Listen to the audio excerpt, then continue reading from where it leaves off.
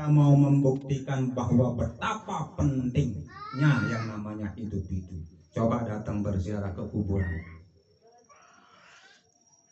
Dari zaman Nabi Allah Adam sampai detik ini, semua itu yang menyesal sekali itu doanya hanya satu, ya Allah berikan kami kesempatan hidup walaupun barang 1 menit saja. Mana-mana ucapan subhanallah, mau mati di kembi-kembi. Mana-mana kena la ilaha illallah sekali, mau mati malik tidak apa-apa. Dari zaman Nabi Allah Adam sampai sekarang itu doa yang paling ditayangkan, paling disampaikan oleh para penghuni kubur. Karena hidup itu walaupun 1 menit itu sangat penting. Mana-mana anda baca subhanallah atau alhamdulillah.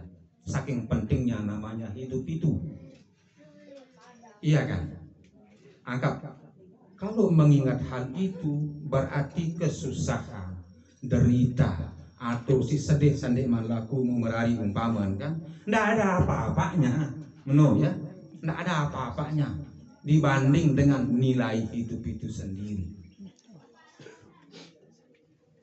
Namun sandek malaku masih tahu kan subhanallah kan, alhamdulillah, la ilaha illallah, Allahu akbar, la haula wala astagfirullah dan lain sebagainya kan. Susah sekalipun masih kita bisa mengucap itu.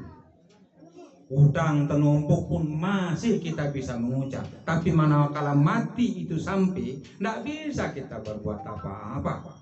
Tidak kan ngamuk ngasir itu dalam kubur itu selapun pada zikir wandana nilai. Buku sudah dirusak, bolpoin sudah tidak ada. Malaikat tidak mencatat orang mati. Dia tugas, jadi tugas malaikat rakib dan atid itu mencatat kebaikan dan keburukan orang yang masih hidup. Kalau yang mati dekat ngamuk ngasih wandana amal itu, maka penting sekali di dunia ini mengejar namanya, mensyukuri namanya hidup. Mana-mana mau beramal 100 rupiah, 1000 rupiah. Penyesalan orang mati itu luar biasa. Nah itu kalau kita mau bandingkan antara kesusahan, antara derita orang si motor misalnya, kan begitu, tidak ada apa-apanya dibanding dengan nilai hidup itu sendiri. Motor CD YS2, motor CD seninan S2, motor CD Yewa mau berari, ya kan sudah laku, ya Maman ya, bandingkan itu. Itu cara kita mencari sinyal-sinyal, poin-poin untuk bisa mensyukuri hidup itu. Belum lagi hidup yang bertauhid. Ada iman, ya Allah, ada iman itu. Walaupun sebesar biji zarah, wajib masuk surga. Iman sembahyang, sekedar iman saja. Walaupun nanti di terakhir lah masuk surga. Sekedar nyedu doang, wajib dimasukkan oleh Allah ke surga itu. Dan beriman, dan kan iman sembahyang. Apa lagi iman sembahyang kan begitu loh. Saking pentingnya itu hidup itu.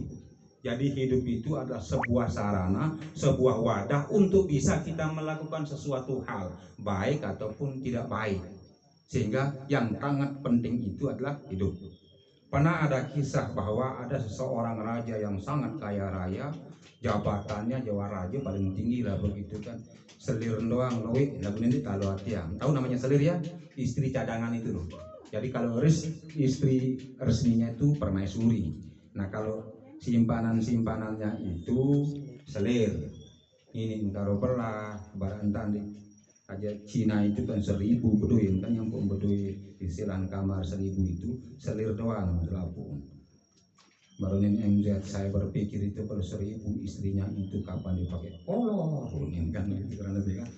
Jadi itu sangat penting. Jadi tidak ada apa-apanya kesusahan apa saja dibanding dengan hidup itu. Lebih-lebih hidup yang ada imannya. Kadang kan itu cara kita bersyukur. Jangan jadikan itu problem itu, kesusahan itu, derita itu lalu mengintervensi kita sehingga kita sanggup melupakan Allah, sanggup meninggalkan pertemuan atau perjumpaan yang penting.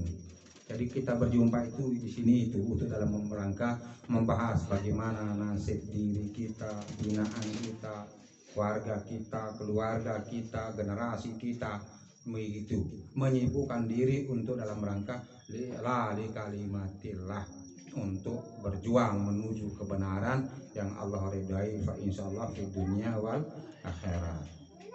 Kira-kira seperti begitu. Ini mana rasis setor bang ukuran kan. Jangan kita diintervensi oleh dunia ini. Yang berhak mengintervensi kita adalah hanya Allah. Jangankan orang susah, orang kaya saja itu tidak bisa mengatur dirinya kan? Tidak bisa mengatur dirinya, milih menu-menu, tidak bisa sepenuhnya itu. Bapak lagi dengan susah. Jadi kita hidup ini sebenarnya barak wayang doang kan begitu. Barak wayang doang. Semua kita mau pergi haji, umpamanya punya uang. Punya uang saja sudah daftar saja belum tentu ada jaminan untuk bisa berangkat. Kan begitu satu contoh kan? Begitu. Jadi orang yang memiliki kemampuan semata saja tidak sanggup mengatur dirinya sendiri. Bapak lagi yang kita kurang. Maka untuk itu perbanyaklah bersyukur.